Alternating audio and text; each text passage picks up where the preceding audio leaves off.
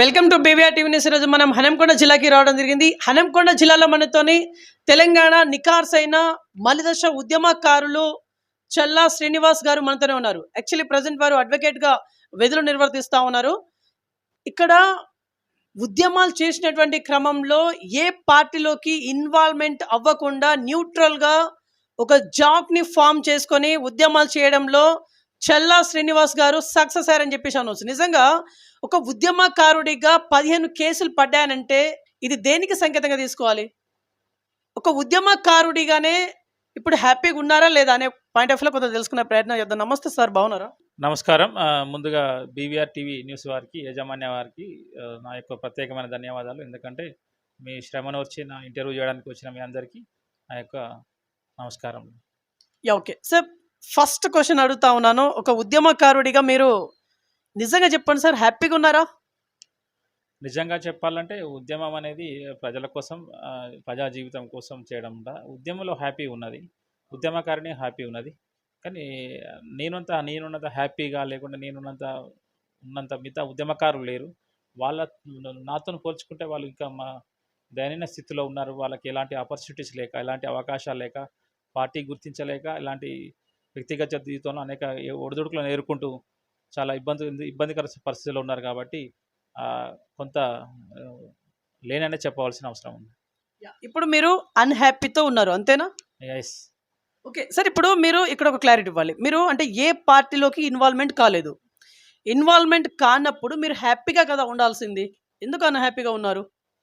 నా జీవితం అనేది నా ఒక్కని జీవితంతో కాదు, నాతోనే చాలా కేయూ నుంచి, కాకతీయ యూనివర్సిటీ నుంచి 2008 నుంచి 9 నుంచి నేటి వరకు అనేక వందల మంది ఉద్యమకారులు నాతో పనిచేస్తున్నారు, టచ్లో ఉన్నారు.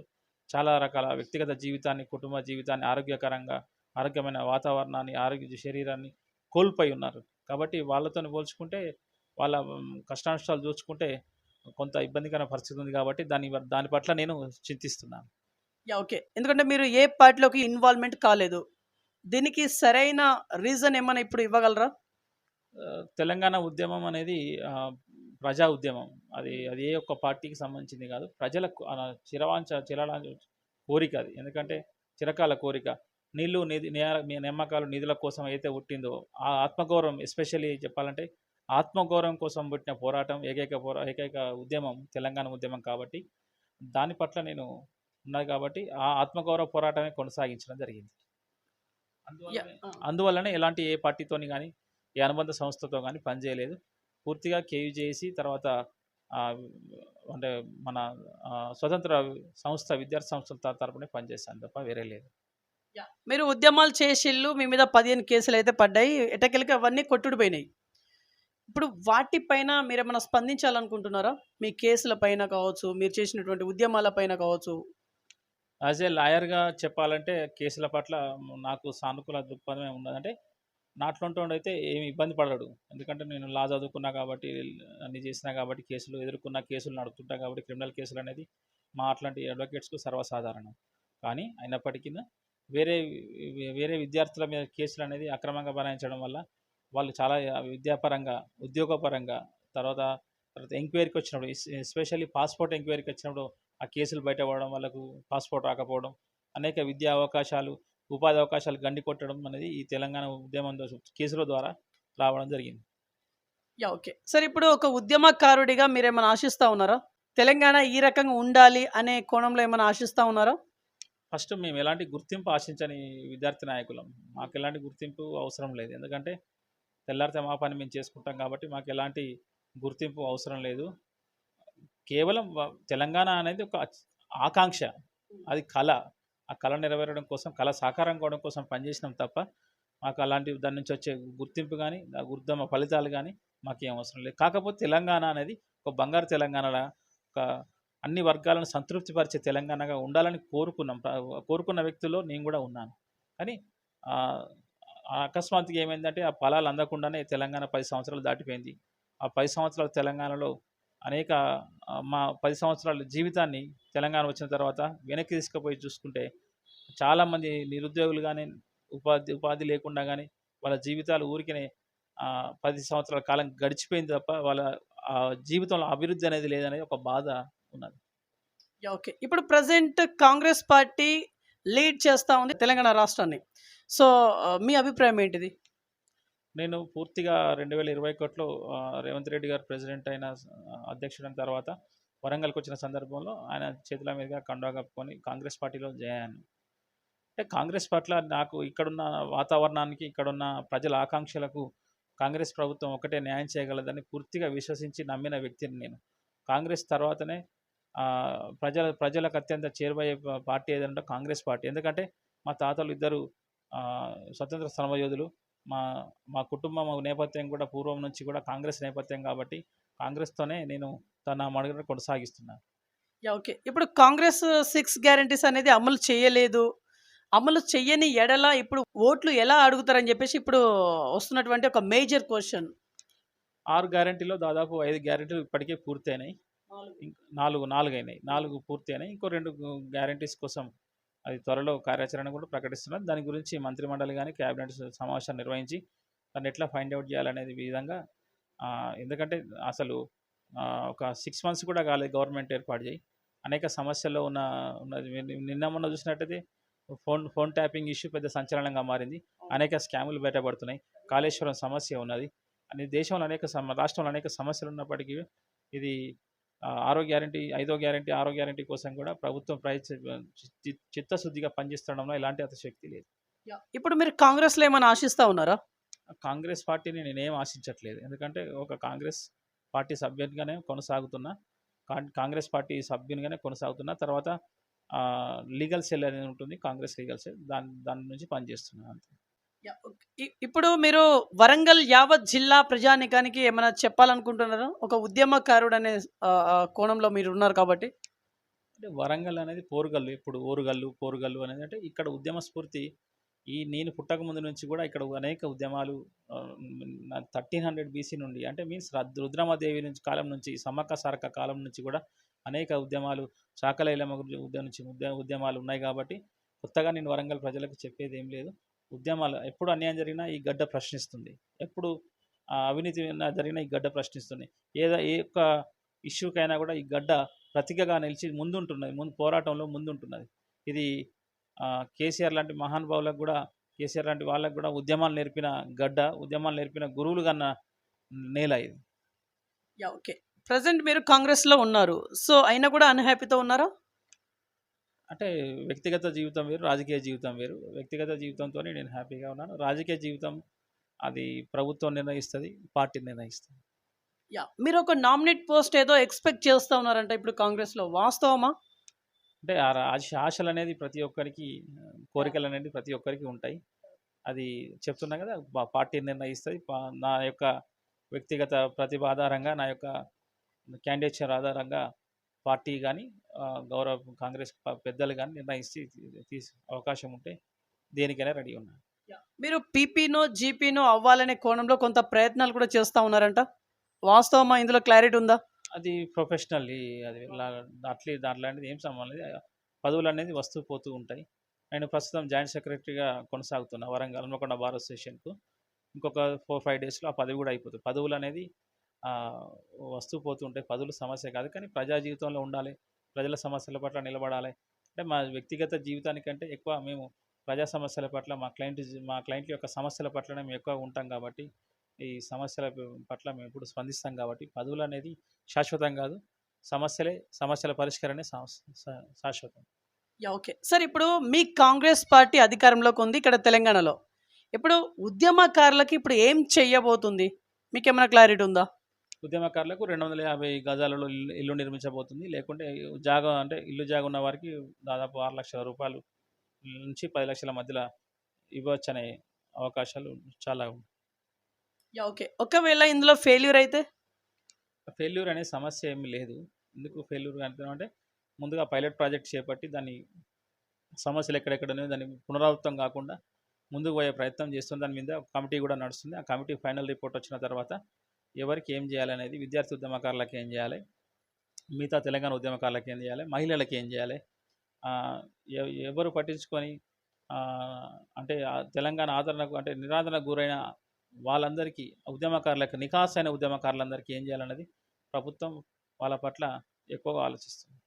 2005 నుంచి మీరు ఉద్యమాల్లో ఉన్నారు. మీ ఎంట్రీ వచ్చేసి 2005. సరే యాక్చువల్లీ మీరు ఏం ఆశించిల్లు అప్పుడు? కరెక్ట్ చెప్పండి. మీరు ఏం ఆశించి ఉద్యమాల్లోకి ఎంటర్ అయ్యిల్లు? నిజంగా ఉద్యమం అనేది ఏం ఆశించకుండా వచ్చేదే ఉద్యమం. అది ఏంటంటే ఇది పెయిడ్ ఆర్టిస్ట్ కాదు, సినిమా సంబంధించిన అది ఇది ఏం కాదు. ఎందుకంటే అది సామాజిక స్పృహ, సమాజం పట్ల కొంచెం అప్రమత్తత, ఒక బుద్ధిజీవిగా సమాజంలో ఎట్లుండాలనేది, అన్యాయం జరిగినప్పుడు ప్రశ్నించకపోతే ఏదో మన ఏమంటాడు, అది ఏదైనా కూడా అన్యాయం జరుగుతుందనేది ఆ ఒక్క కోణంలోనే నేను వచ్చినా తప్ప నేను ఏం ఆశించకుండా, నాకు అట్లాంటి ఆ ఊహ కూడా రాదు. ఉద్యమాల టైంలో ఏం ఆశించాలనే ఊహ కూడా నాకు తెలియదు. ఓకే. ఇప్పుడు మీలాంటి చాలామంది ఉద్యమకారులు నేను కొంతమందిని ఇంటర్వ్యూ చేశాను. వాళ్ళు చాలా వరకు నిరుత్సాహంతో ఉన్నారు. మరి ఆ నిరుత్సాహానికి కారణం ఏమై ఉండొచ్చు అనుకుంటున్నారు మీరు?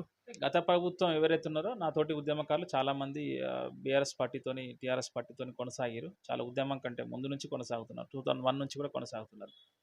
అయినప్పటికీ కూడా వారు ఎక్కడ వేసిన గొంగడ అక్కడనే. ప్రభుత్వం గురించి గత ప్రభుత్వం 10 సంవత్సరాలు ఉన్నప్పుడు కూడా వాళ్ళకి ఎలాంటి పదవులు కానీ, వాళ్ళకి ఎలాంటి ఆర్థిక సహాయం కానీ, వాళ్ళకి ఎలాంటి ప్రయోజనం చేకూర్చే పనులు కానీ, పదవులు కానీ ఎలాంటివి ఇవ్వకుండా నిరాదరణకు గురై అత్యంత నిరుత్సాహంతో పార్టీని పట్టుకొని అనేక రకాలుగా ఉన్నారు. పార్టీ మంచిలో ఉన్నారు, పార్టీ చెడులో ఉన్నారు, పార్టీ అత్యంత దీనస్థితిలో ఉన్నారు, అత్యంత ఉచ్చ స్థితిలో ఉన్నారు. ఉన్నప్పుడు కూడా ఉన్నారు కానీ వాళ్ళ పట్ల ప్రభుత్వం ఎందుకో అవలంబించిన ధోరణి నచ్చక ఉన్నారు, నిరుత్సాహంగా ఉన్నారు. ఓకే. సరే ఇప్పుడు మీలాంటి నిరుత్సాహంతో ఉన్నటువంటి మీ సహచర ఉద్యమకారులకి మీరేం చెప్పాలనుకుంటున్నారు? ఎప్పుడైతే మీకు పార్టీ గుర్తించినప్పుడు, ఏ పార్టీ అయినా కావచ్చు, మీరు అవకాశాలు వెతుకుంటూ వచ్చినప్పుడు మీరు ఆ అవకాశాన్ని చేజార్చుకోకుండా ముందుకు వెళ్ళకపోవడమే మీ ఉత్తమ కర్తవ్యం. అంటే ఇప్పుడు ఆల్మోస్ట్ బీఆర్ఎస్‌లో ఉన్నటువంటి ఉద్యమకారులు అందరూ మీ కాంగ్రెస్ వైపు టర్న్ అయ్యారు. దీన్ని ఎలా చూస్తున్నారు మీరు? అంటే మంచి అవకాశంగా చూస్తున్నాను. ఎందుకంటే వాళ్ళకు కూడా అవకాశాలు వస్తాయి. వాళ్ళకు కూడా వారి వారి సామాజిక నేపథ్యాలను బట్టి కూడా వాళ్ళకి అవకాశం రావడం ఎలాంటి తప్పులేదు. పార్టీ గుర్తిస్తానంటే ఎవరు వద్దంటారు? ఇప్పుడు ఇంతమంది ఉద్యమకారులు వచ్చిల్లంటే ఏదో ఒక రోజు మీకు పెద్ద మైనస్ అనుకోవచ్చు. అంటే మీ పార్టీకే ఇంతమంది వచ్చిల్లంటే ఏదో ఒకటి ఆశించే కదా రావడం జరిగింది. మరి ఇంతమందికి పోస్టులు అంటే ఎట్లా ఇస్తారు మీరు? అంటే ఉన్నవారికి ఇస్తాం, లేని వారికి వాళ్ళ సంగతి ప్రభుత్వం చూసుకుంటుంది, పార్టీ చూసుకుంటుంది. పార్టీకి సంబంధించిన పదవులు ఉంటాయి, గవర్నమెంట్ పదవులు ఉంటాయి, కార్పొరేషన్ పదవులు ఉంటాయి. వారి వారి స్థాయి తగ్గ పదవులను ఆ, ఖచ్చితంగా ప్రభుత్వం లేదా పార్టీ అరేంజ్ చేస్తుంది. ఇప్పుడు పార్లమెంట్ ఎలక్షన్ సందడి అయితే చాలా హోరాహోరీగా ఉన్నటువంటి పరిస్థితి. సరే ఇక్కడ మీ వరంగల్ పార్లమెంట్ అభ్యర్థిని మీరు ఎలా గెలిపించుకుంటారు? మీ ముందు ఉన్నటువంటి స్ట్రాటజీ ఏంటిది? వరంగల్ పార్లమెంట్ అభ్యర్థి వచ్చేసరికి ఆ, ఎందుకంటే ఇది చాలా పెద్ద నియోజకవర్గం మల్కాజ్గిరి తర్వాత. కాబట్టి ఈ నియోజకవర్గానికి సంబంధించిన మొన్న దాదాపు ఆల్మోస్ట్ హన్మకొండ అయినా, వర్ధనపేట అయినా, తర్వాత ఇవన్నీ చుట్టుపక్కల గ్రామాలన్నీ కూడా, చుట్టుపక్కల నియోజకవర్గాలన్నీ కూడా కాంగ్రెస్ వర్గాలు కూడా కాంగ్రెస్ గెలిచింది. కాబట్టి పార్టీలో ఉత్సాహం పెరిగింది, కార్యకర్తల ఉత్సాహం పెరిగింది. ప్లస్ కొత్తగా పార్టీలో ఇతర పార్టీల నుంచి వచ్చిన వాళ్ళందరూ ఉన్నారు, వాళ్ళంతా మా బలంగా ఉన్నారు. తర్వాత ప్రజలు విశ్వసిస్తున్నారు. ఏమనంటే ప్రజలు ఎందుకు విశ్వసిస్తున్నారంటే వాళ్ళు వచ్చిన 100 రోజుల్లోనే దాదాపు 4 హామీలు పూర్తి చేసారు కనుక వీళ్ళ మీద, కాంగ్రెస్ ప్రభుత్వం మీద పూర్తి విశ్వాసంతో కొనసాగుతున్నారు. కాబట్టి మా ఎంపీలన్నీ మా ప్రభుత్వానికి చెందినవి వస్తున్నాయని నాకు గట్టి విశ్వాసం. ఓకే. ఇక్కడ టికెట్ అనేది ఎవరికి రాబోతుంది? మీకేమన్నా ఐడియా ఉందా? ఎందుకంటే ఇక్కడ ఆల్మోస్ట్ ఒక 7-8 మంది పేర్లు వినిపిస్తా ఉంది. దాని విషయం వచ్చేసి అధిష్టానం చూసుకుంటుంది. మీకున్నటువంటి ఇన్ఫర్మేషన్. నాకు అలాంటిది ఇన్ఫర్మేషన్ లేదు. ఖచ్చితంగా కాంగ్రెస్ ప్రభుత్వం అంటే పెద్ద ఆశావాహులే ఉంటారు. అంటే కాంగ్రెస్ ప్రభుత్వం నుంచి తీసి చాలామంది అవకాశం కోసం, అవకాశం వెతుకున్న కోసం చాలామంది ప్రయత్నం చేస్తున్నారు. ప్రభుత్వం కానీ, అధిష్టానం కానీ ఏది నిర్ణయిస్తే వారికి పనిచేసే బాధ్యత మాది. ఇక్కడ బీజేపీని కానీ, బీఆర్ఎస్‌ని కానీ ఎలా ఎదుర్కొంటారు మీరు? బీఆర్ఎస్ అనేది ఇప్పుడు లెక్కలోనే లేదు. బీఆర్ఎస్ అనేది ఇప్పుడు ఆ బీఆర్ఎస్ సమితి, భారతీయ రాష్ట్ర సమితి అనేది వ్యక్తి, అంటే నిలబడ్డ వ్యక్తి కూడా, ఆయనకు కూడా ముందే తెలుసు నేను ఓడిపోతానని.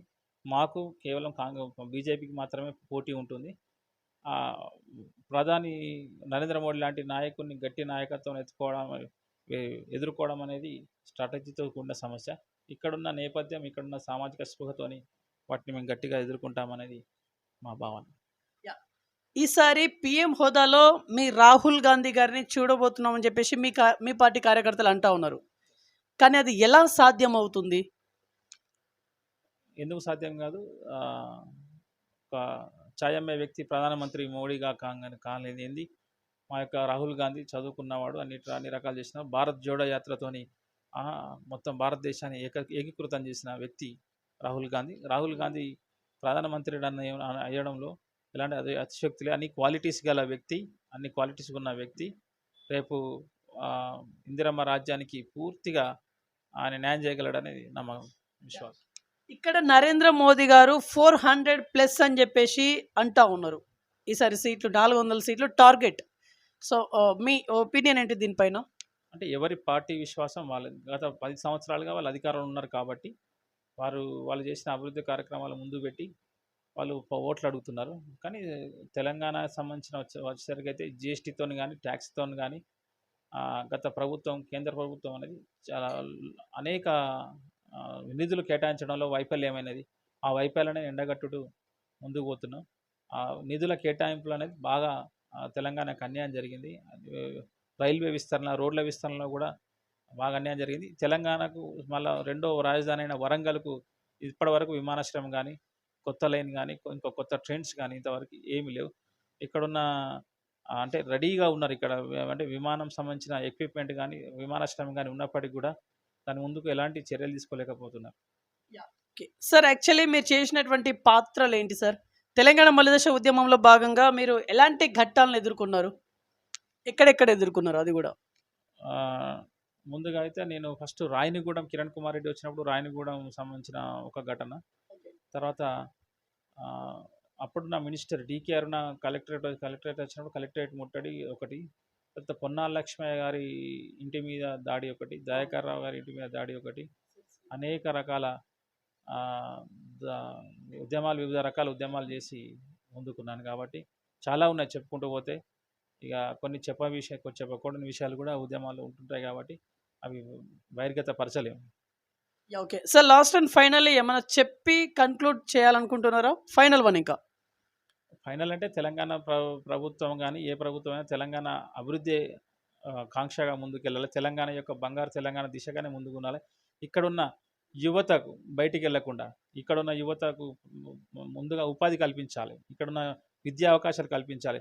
గత టీఆర్ఎస్ ప్రభుత్వం యూనివర్సిటీలను సర్వనాశనం చేసింది. మీరు టీఎస్పీఎస్సీ చూసినా కూడా, ఏది చూసినా కూడా ఏ ఒక్క గవర్నమెంట్ జాబ్, సింగరేణికి సంబంధించిన విషయాలు అనేక రకమైన ఉద్యోగాలను బజార్లో వేలం పెట్టి అమ్ముకోవడం జరిగింది. కాబట్టి అలాంటి లేకుండా విద్యార్థులకు విద్యా అవకాశాలు అనేక రకాలుగా కల్పించి ఇక్కడున్న భవిష్యత్తు తరాలను ముందుకు తీసుకెళ్లాల్సిందిగా నా ప్రార్థన. రైట్. సో ఇదండి ఇవాళ ఇంటర్వ్యూ. నెక్స్ట్ మరొక ఇంట్రెస్టింగ్ మరి ఇంపార్టెంట్ అంతా మీరు చూస్తున్నాం BVR TV news. Until then bye, take care.